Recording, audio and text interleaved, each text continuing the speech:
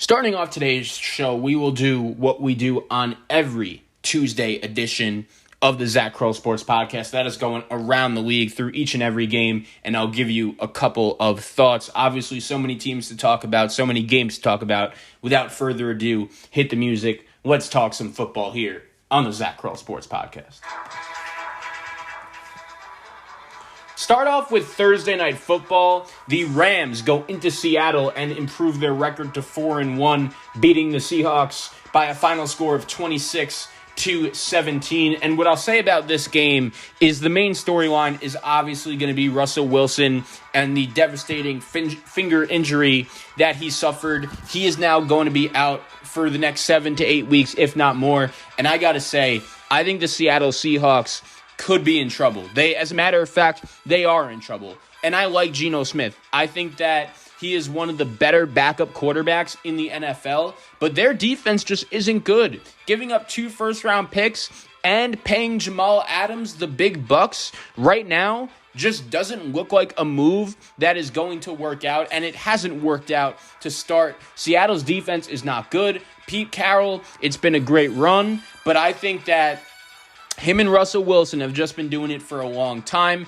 and he might be out sooner rather than later. He's 70 years old. It's been a great run for Pete, but Seattle, their offense is still ultra-conservative. I thought maybe bringing in Shane Waldron, a former McVay assistant from the Rams, would change things. It obviously hasn't, and I think the Seahawks, without Russell Wilson, I would be very surprised if they made the playoffs. Good win for the Rams. You're never going to apologize going into Seattle, a divisional road game on Thursday Night Football, a short week, and getting the win. It certainly wasn't perfect, but a good bounce-back effort from the Rams, one of the best teams in the NFL, getting the victory. Solid job there, going to 4-1 after 5 weeks. Let's move on to the 1 o'clock games. How about the Tampa Bay Buccaneers? They beat the Dolphins, final score 45-17. Tom Brady in this game, 411 yards, 5 touchdowns. Antonio Brown, 124 yards, 7 catches, 2 touchdowns. I was impressed with Tampa Bay in this one, and I don't know what happened to the Dolphins defense. If you've listened to the show, yes, you will remember I picked the Dolphins to win the AFC East, and it wasn't even because I thought Tua was going to be good. I just thought their defense and their coaching would be able to get the job done. Obviously, that prediction hasn't worked out, to say the least. The Buccaneers rolled in this game. I'm still concerned about their defense going forward, but I still think they are the clear best team in the NFC South. Tom Brady is only getting better as he gets older. An unbelievable effort in that one. Good win for the Bucs, 45-17. Miami needs Tua back desperately, and there aren't going to be many players that are going to be under more pressure than Tua Tagovailoa in the NFL when he does indeed come back. The Patriots, they go into Houston and beat the Texans by a final score of 25-22. And I'm not going to lie, I was concerned about New England throughout this game. I'm sure there were many people that had the Patriots as their survivor pool pick in this one, and they find a way to win somehow, some way. The Texans were up 15-9 at half. They had the lead for most of the third quarter, but the Patriots find a way. I'm not going to lie, I was surprised they did, and I'm worried about New England. They're 2-3 right now. I still don't think they're a playoff team. Their defense is decent, and Mac Jones isn't bad, but Mac, he is what he is. I just don't think his ceiling is that high. And considering the weapons around him, I just think there are plenty of better teams in the AFC right now than the New England Patriots. However, I'll give them credit. Good job getting the win on the road in Houston over the Texans.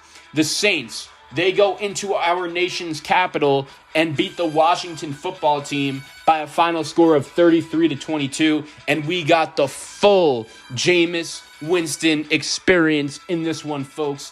Jameis throws for 4 touchdowns, also throws a couple picks as well. But look, the Saints are an interesting team. I feel like you just never know what exactly you're going to be getting from them on a week-in, week-out basis. But Sean Payton is a really good coach. Jameis Winston has his moments. Kamara, 16 rushing attempts, 71 yards, and a touchdown in this game. Also had a receiving touchdown as well. He balled out. The Saints are a team that, I'll give them credit, they find a way to go into New England and win. They find a way to go into Washington and win. If only they could have beaten the Giants at home, I feel like we would have had a much better feeling about the Saints. They also lose Taysom Hill in this one. You hope he's okay. And disappointing effort from Washington. I really do think you can make the argument that their defense has been the most disappointing unit in the NFL so far this season. They have Kansas City next week. The way Dallas looks, the Washington football team could be in trouble. We'll stick in the NFC East.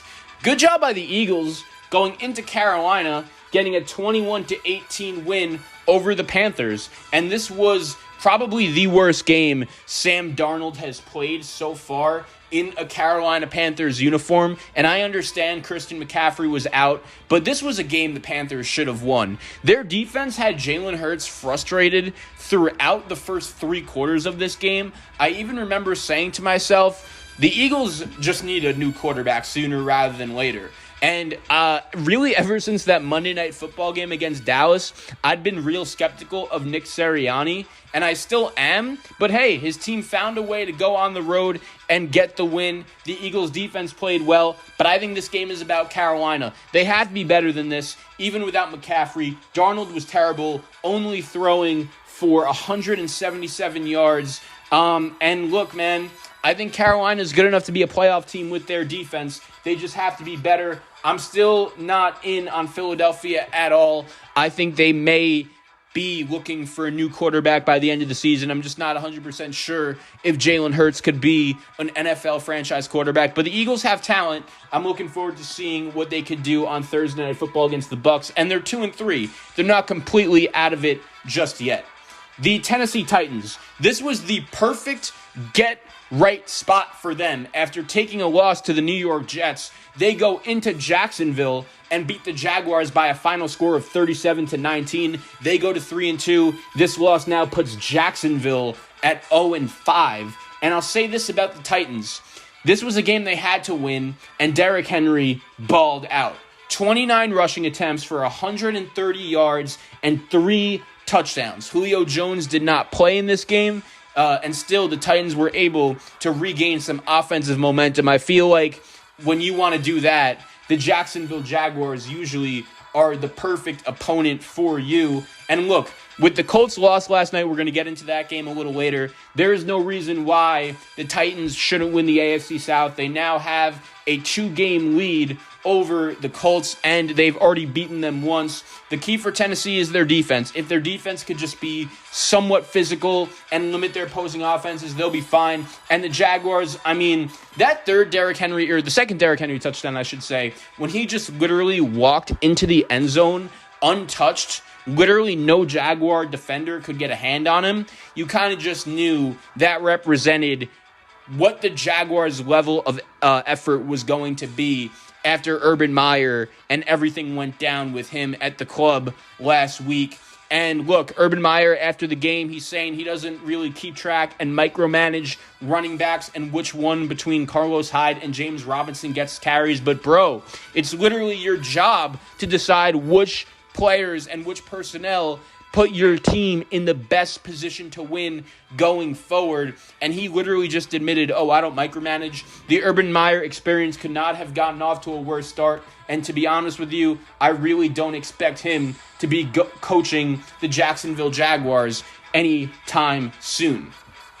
The London game, we didn't hit on that to start off, but I should get into it. The Falcons on Sunday morning, they beat the Jets by a final score of 27-20. And I'm not going to lie, I was pretty disappointed in my New York Jets in this one. And coming off the big win against the Tennessee Titans, for the first time all season, we finally saw some positives from Zach Wilson throwing the ball deep to Corey Davis. And the defense for the Jets played well. But however, in this one, the Falcons were just the better team, and the game started on a questionable roughing the passer call. It really didn't get much better from there. The Falcons with Kyle Pitts and Cordero Patterson were able to ball out the entire game, and the Falcons defense was able to get enough stops when they needed to most. And the fact is, the New York Jets just have to start better in these games. They still have not scored a point in the first quarter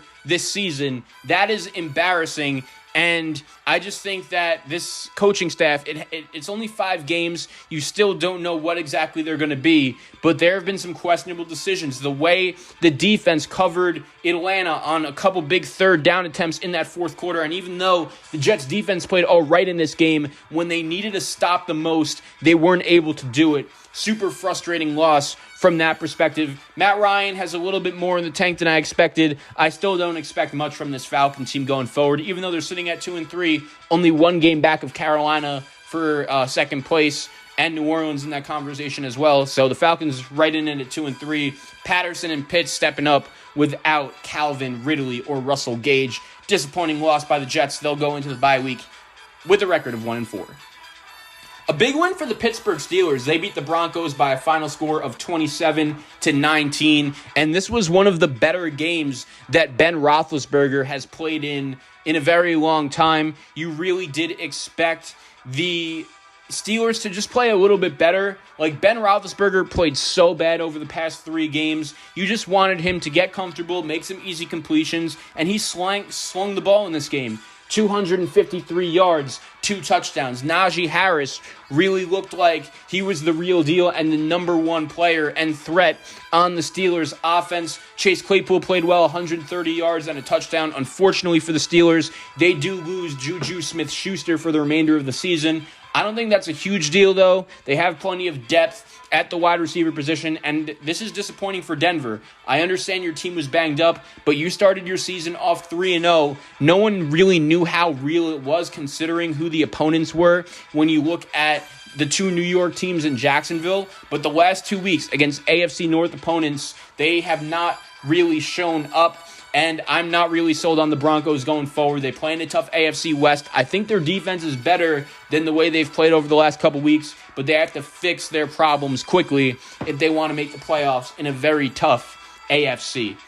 I feel for the Detroit Lions and Dan Campbell. If you missed it, they were down 10 late in the fourth quarter. They find a way to rally. They score a touchdown to cut it to 1 deficit, and they actually go for a 2-point conversion, which ends up giving them the lead. Unfortunately, their defense let Kirk Cousins get into field goal range as the clock was winding down, and Greg Joseph hits a 54-yard field goal to give the Vikings the win. Dan Campbell, during the post-game press conference, was in tears, and I really feel bad for him because he's had the perception of just some meathead who is a nut job as a head coach, and he went to Detroit, a place where historically head coaches don't really do particularly well. But I did always say there was a reason why Dan Campbell was the assistant coach on Sean Payton's staff, and not only just an assistant coach, but a top assistant coach in New Orleans. I think he knows the game well, and even though the Lions are 0-5, they've been competitive in every game. The one game they got blown out in was that Monday night game against the Packers, and that was a competitive game. They were winning at halftime. I think Dan Campbell has the Lions going in the right direction, and if I was a player and I saw how much he really cared about the game of football, I would love to play for him. However, the Vikings find a way to win, and you just really don't know what you're going to get from the Vikings on a week-in, week-out basis. They could beat anyone or lose to anyone. Dalvin Cook was out in this game. I was impressed with the way Alexander Mattison did look for the Vikings. The Packers go into Cincinnati and beat the Bengals by a final score of 25-22. I was impressed with both teams in this one, except for the kickers. Each kicker between Crosby and McPherson had multiple opportunities to possibly win their team the game in overtime towards the end of regulation. The Packers find a way to win. And I was just impressed with both quarterbacks in this one, man. Aaron Rodgers and Devontae Adams is one of the best quarterback-wide receiver combinations that really I have ever seen since I've started watching NFL football. And Matt LaFleur, he knows how to win games in the regular season. The Packers have now won 4 games in a row since the week 1 beatdown they received from the New Orleans Saints. And the Bengals are legit too, man. I think their defense is better than anyone could have expected. Joe Burrow to Jamar Chase is a dangerous combination and will be for a long time, as long as Joe Burrow could stay healthy. He is an absolute baller, but he's dealing with a throat issue right now. I just hope he is healthy and ready to go. The fact he was able to finish that game was remarkable. And at 3-2, the Bengals, for me, are one of the surprise teams in the NFL. I've been impressed. I'm not 100% sold on their head coach just yet, but I think the Bengals could be a team to watch and a definite threat going forward. Good job by them, even in a loss. They could be an AFC wildcard team that no one saw coming. Let's go now to the 4 o'clock games. A good win by the Chicago Bears going into Vegas, beating the Raiders 20-9. This was ultimately the last game in the coaching career of John Gruden. We're going to get into everything related with John Gruden in the next segment of the show. So get into this from a Bears perspective. Their defense played great. This was one of the best games, maybe even the best, this Bears defense has played since that 2018 season and the double doink game, when their defense was really a consensus top 2, top 3 defense in the league. And this was impressive. The Raiders could score points. We knew that. And their defense balled out. Justin Fields throws for 111 yards and a touchdown. He does just enough to win the Bears this game. They are now at 3-2. The Raiders are 3-2. But to be honest, the differences between these two teams are pretty apparent right now. And even though Matt Nagy may not be the guy Bears fans want and trust as their head coach going forward, he's shown that he could get this team to the playoffs, and in a wide open NFC North behind the Green Bay Packers, and with a record of 3-2, a 2-game winning streak for the Bears, maybe they could get a little bit of momentum going over the next couple weeks. You will get Chicago's schedule coming up next. They will be at home against the Packers. That is going to be a big one. I can't wait on Sunday. The other game in the 4:05 window. This was maybe the game of the day.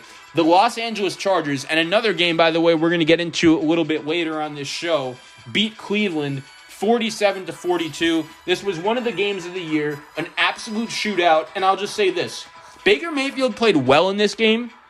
One of the better games he played, going for 305 yards and 2 touchdowns. But it was clear that the quarterback on the other sideline, Justin Herbert, was just better and could make more plays, and ultimately that's what happened. Even when the Chargers kicker missed the possible game-tying extra point, the Chargers are still able to go out there and find a way to win. I loved Brandon Staley's aggressiveness in this game, and even though for the first 3+ quarters, I thought Kevin Stefanski and his game plan was really good, running the ball on 3rd and 8 told me everything I needed to know about the trust or lack thereof he has in his quarterback, Baker Mayfield, even when he played one of his better games of the season. I still think Cleveland is one of the better teams in the AFC. They're definitely a contender to win the AFC North. Nick Chubb is such a blast to watch. I don't think Cleveland's defense is this bad. They just played Justin Herbert, one of the best quarterbacks in the league, and we're going to get into this game later. One of the more entertaining ones for sure. Great win by the Chargers over Cleveland. The game of the week, the Cowboys beat the Giants on Fox, the 4:25 game, by a final score of 44-20.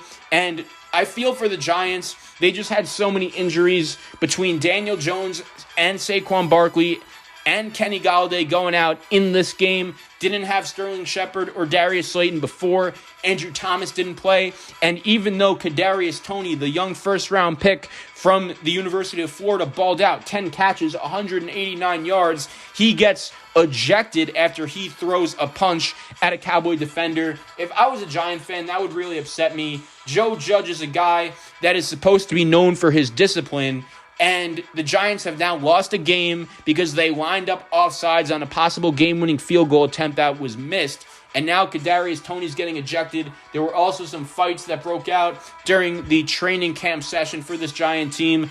I'm disappointed in Joe Judge, and this was a tough game for the Giants. Dallas is really impressive, putting up 44 points. Dak Prescott is playing the best football of his career. He is absolutely an early MVP candidate.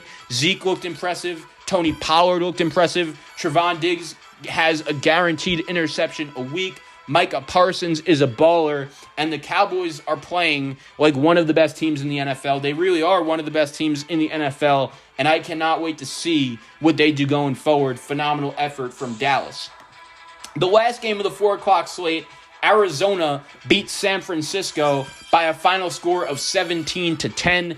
I was impressed how Arizona, in a game like this, where, let's be honest, throughout the first couple years of the Cliff Kingsbury tenure in Arizona, this is easily a game they lose. Arizona is coming off of what probably will be their biggest statement win of the season, going into LA and absolutely dominating the Rams. They face a 49er team who is a little bit undermanned without George Kittle, without Jimmy G, obviously. But I said Trey Lance should have been starting, and I do think he's going to get better. He had some growing pains, but also had some good moments in this one. He accounted for over 70% of the 49ers' total offense. But Arizona just needed to do whatever they could to find a way to win this game. At home, they were the better team, and that's exactly what happened. Kyler Murray and DeAndre Hopkins showing that chemistry.